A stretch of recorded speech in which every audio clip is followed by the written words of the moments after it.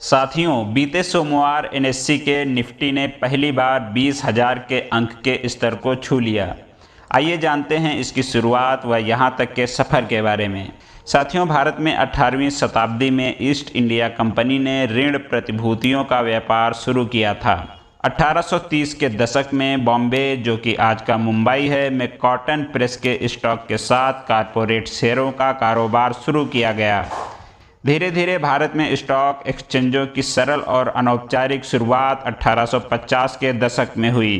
कहा जाता है कि उस समय 22 स्टॉक ब्रोकरों ने बॉम्बे के टाउन हॉल के सामने एक बरगद के पेड़ के नीचे व्यापार करना शुरू किया था।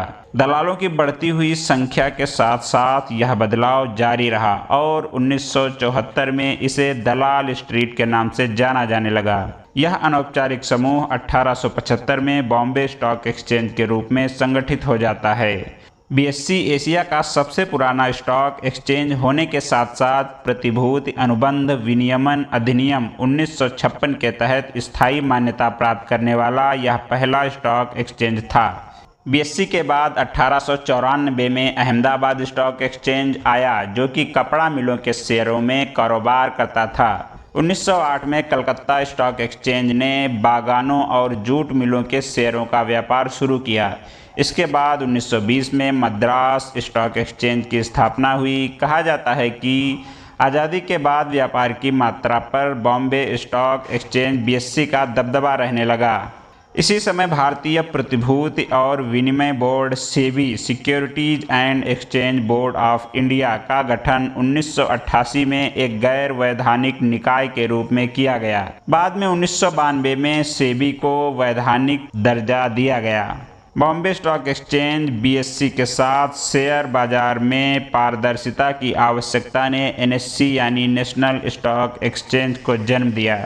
हालांकि आज़ादी मिलने के बाद बीएससी के अलावा 23 अन्य स्टॉक एक्सचेंज को भी जोड़ा गया, लेकिन वर्तमान में बीएससी और एनएससी के साथ केवल 7 मान्यता प्राप्त स्टॉक एक्सचेंज हैं। वो हैं, पहला है कलकत्ता स्टॉक एक्सचेंज लिमिटेड, दूसरा मगध स्टॉक एक्सचेंज लिमिटेड, तीसरा metropolitan stock exchange of India limited, चौथा इंडिया इंटरनेशनल एक्सचेंज, पांचवा एनएससी आईएफएससी लिमिटेड।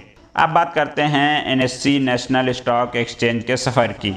एनएससी को 1992 में शामिल करने के बाद 1993 में भारतीय प्रतिभूति और विनिमय बोर्ड यानी सेबी द्वारा मान्यता दी गई। इसने अप्रैल 1993 में अपना परिचालन शुरू किया। शुरू में एक थोक ऋण बाजार के रूप में व बाद में 1994 में नकदी बाजार खंड के रूप में शुरुआत हुई। एनएससी नवाचार से संबंधित अन्य भारतीय एक्सचेंजों में सबसे आगे रहने के लिए लगातार प्रयासरत रहा है। 1995 में इसने अपनी पूरी तरह से स्वचालित स्क्रीन आधारित ट्रेडिंग प्रणाली लॉन्च की, जिससे निवेशकों के लिए इलेक्ट्रॉनिक रूप से स्टॉक खरीदना व बेचना बहुत आसान हो गया।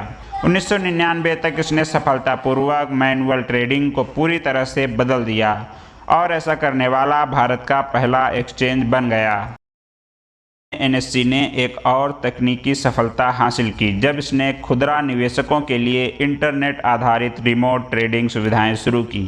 समय के साथ एनएससी विभिन्न सूचकांकों जैसे S&P, CNX Nifty 50 index, CNX 100 index और सीएनएक्स 500 इंडेक्स के साथ साथ आईटी इंडेक्स, एफएमसीजी इंडेक्स आदि सूचकांकों को भी संचालित करता है, जिनका उपयोग निवेशक कर सकते हैं। आइए अब जान लेते हैं कि कैसे 20,000 अंक की ऐतिहासिक ऊंचाई पर पहुंचा निफ्टी। एनएससी के निफ्टी ने बीते सोमवार यानी 11 सितंबर 2023 को पहली बार 20,000 के आंकड़े को छुआ। एनएससी ने निफ्टी इंडेक्स को पहली बार 22 अप्रैल 1996 को 3 नवंबर को 1995 की एनएससी पर इक्विटी ट्रेडिंग की शुरुआत की तारीख की बेस डेट पर लॉन्च किया था।